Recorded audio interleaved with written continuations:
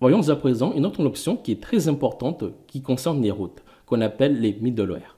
Mais d'abord, qu'est-ce que c'est qu'un middleware? Un middleware, c'est juste un contrôleur, mais un contrôleur très spécial qui va en fait contrôler l'ensemble de tes routes.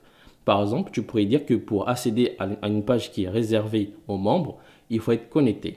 Donc, si tu vas appliquer un middleware spécialement pour ça, en fait, si une personne qui est déconnectée accède à la page réservée pour les membres, il va d'abord le rediriger vers la page de connexion pour qu'il puisse s'authentifier. Et puis par la suite, il pourra accéder à la page réservée aux membres. Ou bien tu pourrais aussi dire que pour accéder à la page de connexion ou bien d'enregistrement, il faut être déconnecté. Parce qu'une personne qui est connectée ne peut pas aller se reconnecter de nouveau. Ça, c'est logique. Ou sinon, tu peux aussi dire que pour accéder à la page d'administration, il faut être un administrateur. Ou bien il faut être un membre vérifié, etc. Tu peux en fait appliquer une sorte de condition, une grosse condition, mais qui va s'appliquer seulement sur l'ensemble de tes routes. Je reviens à l'application et ici j'ai tout simplement changé la couleur de bannière parce que la couleur qu'on avait avant était un peu trop sobre pour moi. Et j'ai également fait une petite modification dans le fichier web.php. Ici, en fait, j'ai tout simplement enlevé la route de type ressources du contrôleur project controller et je l'ai remplacé par une autre route de type groupe. Et cette fois-ci, en fait, à l'intérieur, j'ai remis en fait toutes les routes une par une. En fait, c'est juste pour te montrer un petit exemple par la suite. Et à l'intérieur de ce tableau, j'ai mis préfixe. Et là, j'ai mis projects. En fait, cela veut dire que dans chaque lien, en fait, ici, Laravel va mettre project au début. Comme ici, je n'ai rien mis, en fait, il va le remplacer par projects. Ici, j'ai mis create, il va mettre project/create, etc. À chaque fois, en fait, il va me mettre un préfixe, il me mettra project au début de chaque lien. En fait, ça m'évite tout simplement de me répéter. Et j'ai également aussi mis ici name, le nom des routes. Voilà. En fait, j'ai tout simplement remis toutes les routes une par une. Et j'ai enlevé la route de type ressources. Voilà pour les modifications que j'ai apportées. Alors, déjà ici, j'ai le bouton ajouter un projet. Si je clique, je peux venir ici ajouter un projet. Et ça, c'est pas bon. Parce que n'importe qui peut venir ici ajouter un nouveau projet. Et pour ajouter un projet, j'aimerais en fait être connecté. Et pour faire cela, je pourrais par exemple aller dans le contrôleur project controller. Et ici, dans la méthode create, je pourrais mettre une condition. Je mets la condition if. Et puis à l'intérieur, je mets hot. Et là, je mets guest. En fait, j'aimerais savoir si une personne est déconnectée. Si la personne est déconnectée, ici, ça va me mettre true. Et comme ça me met true, je mets la fonction abort. Et là, à l'intérieur, je mets tout simplement le code d'une erreur. Par exemple, je peux mettre l'erreur 403. Comme ça, en fait, ça va rediriger le membre vers la page 403. Là, si je réactualise, je ne suis pas connecté. Et là, ça m'a redirigé vers la page 403, comme quoi l'accès est interdit. Ou je peux mettre 404. Hein. Voilà. Je peux mettre 500, etc. Hein. Mais normalement, c'est 403 qu'on met parce que l'accès est interdit dans tous les cas. Mais tu es bien d'accord avec moi qu'on ne va pas s'amuser à mettre ces conditions partout. Il faut trouver un moyen, en fait, de mettre une condition qui va s'appliquer, par exemple, ici, à la route create. Et pour faire cela, ici, je vais utiliser des middleware. Il y a plusieurs moyens d'utiliser des middleware. On peut utiliser dans les contrôleurs ou bien dans les routes. Ici, par exemple, je mets le constructeur. D'abord, je vais ouvrir leur constructeur. Ici, à l'intérieur, je mets un vis. Et là, je mets la méthode middleware. Ici, à l'intérieur, je vais mettre par exemple un middleware. Comme middleware, je mets hot. Hot veut dire que la personne doit être connectée pour y accéder ici au contrôleur project controller. Si là, je réactualise, là, je suis redirigé vers la page de connexion. Après, on peut aussi être très précis. Par exemple, on peut rajouter soit la méthode only ou bien la méthode epset. La méthode only veut dire que ici, ce middleware va s'appliquer seulement. Seulement, par exemple, ici, dans la méthode create. Ici, je mets la méthode create. Si là, je reviens en arrière. Là, j'actualise, rien ne se passe. Mais si je vais dans la route pour la méthode create, je suis redirigé vers la page se connecter. Puisque en fait, je ne suis pas connecté. Et si, par exemple, je mets index, je reviens ici. Et là, je réactualise. Voilà. Je mets destroy. Et si je vais dans ajouter un projet, ça n'a pas marché. Après, on peut aussi mettre un tableau. Et dans ce tableau, je peux mettre en fait plusieurs méthodes. Je peux mettre ici only. Je peux aussi mettre quoi? La méthode update. Après, il y a aussi la méthode destroy, edit, store, etc. Et ça fait beaucoup. Et pour éviter de se prendre la tête, on peut mettre ici, par exemple, la méthode except. Except qui va, en fait, c'est une exception. En fait, ici, le middleware auth va tout s'appliquer, sauf à l'exception, par exemple, de la méthode index, ainsi que la méthode show. Donc là, je mets index. Et là, je mets show. Là, si je réactualise, je suis redirigé vers cette page. Mais si je vais dans index, voilà, ça marche. Et dans show aussi, ça marche. Voilà comment on applique un middleware. Après, il y a aussi une autre middleware qu'on applique très souvent, c'est le middleware request. Alors pour cela, ici, je vais copier ça. Et puis, je vais dans le contrôleur logist controller. Et là, je code ça. Ici, je pourrais mettre guest. Guest veut dire que la personne qui va accéder au contrôleur logist controller devra être déconnectée. Mais attention, ici, j'ai la méthode destroy. La méthode destroy veut dire qu'il faut être connecté pour se déconnecter. Donc, ici, je mets destroy. Et là, j'enlève ça. Et il faut aussi faire de même pour register, pour la validation, etc. Mais bon, tu as compris comment ça marche un middleware. Si là, je vais créer un compte, par exemple. Je vais dans enregistrer. Je mets mon nom, mon adresse email, secret. Voilà, mon compte a bien été créé. Et si par exemple je reviens dans ajouter un projet, je suis redirigé vers la page de connexion. Je mets mon nom, secret. Et là, je suis connecté. Voilà, pour l'instant, on est connecté. Et ici, mon compte n'est pas activé. Ici, dans Email Verified at, c'est annule. Et si je vais créer un nouveau projet, là maintenant, ça marche parce que je suis connecté. Et maintenant, ce que j'aimerais bien faire, c'est que pour accéder à la page créer un nouveau projet, il faut à la fois être connecté et à la fois avoir son compte confirmé. Ici, pour l'instant, mon compte n'est pas confirmé, je le rappelle. Soit on utilise le middleware de Laravel avec Verified, mais moi, j'ai pas envie de faire ça. J'ai envie de créer mon propre middleware. Et ici, dans la documentation de Laravel, ça nous explique comment on crée un middleware. Et pour créer un middleware, on n'a juste qu'à utiliser PHP artisan make middleware. Et là, on met le nom du middleware. Donc, je copie ça et j'ouvre le terminal. Je colle. Et là, je crée le middleware confirmed. Ici, dans le dossier app http middleware, c'est là qu'on va retrouver tout le middleware. Et je retrouve ici le middleware confirmed. Je peux entrer à l'intérieur. Ici, il y a simplement une méthode, la méthode handle. Et cette méthode, en fait, prend en paramètre deux objets, deux paramètres. Ici, l'objet request correspond en fait à la route.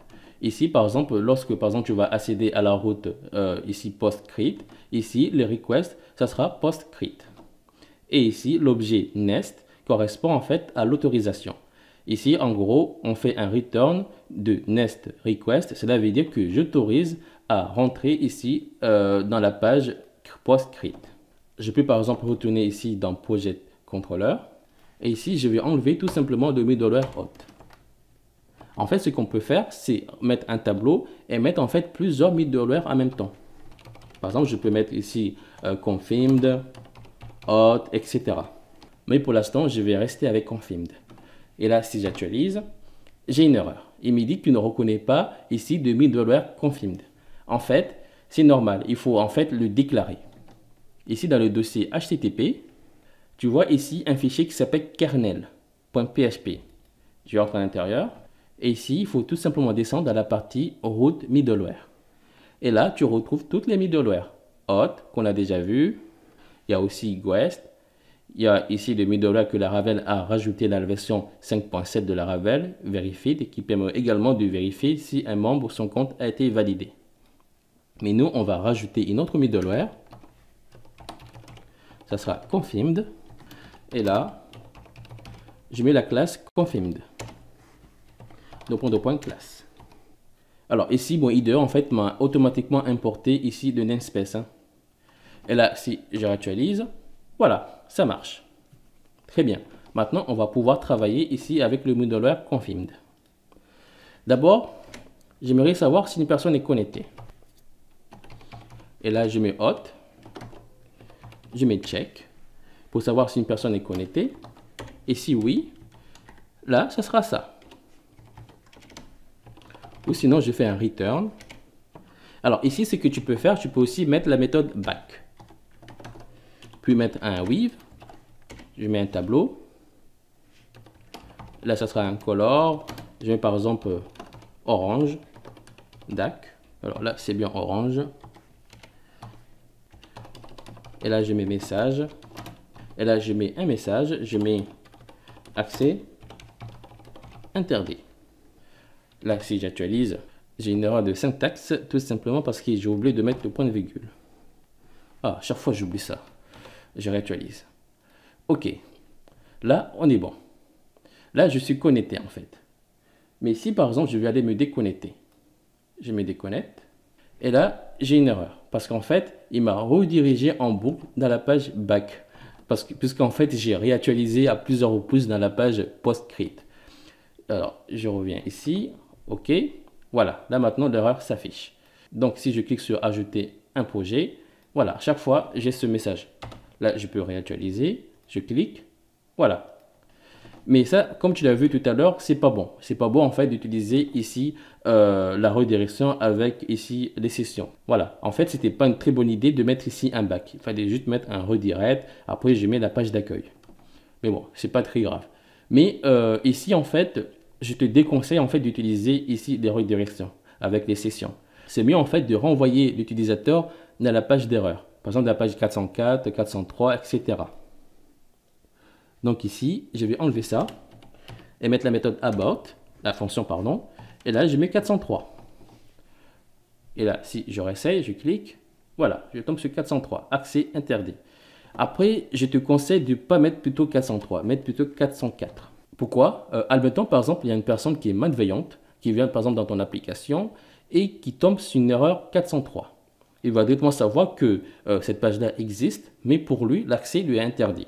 Du coup, il va essayer par tous les moyens de te pirater.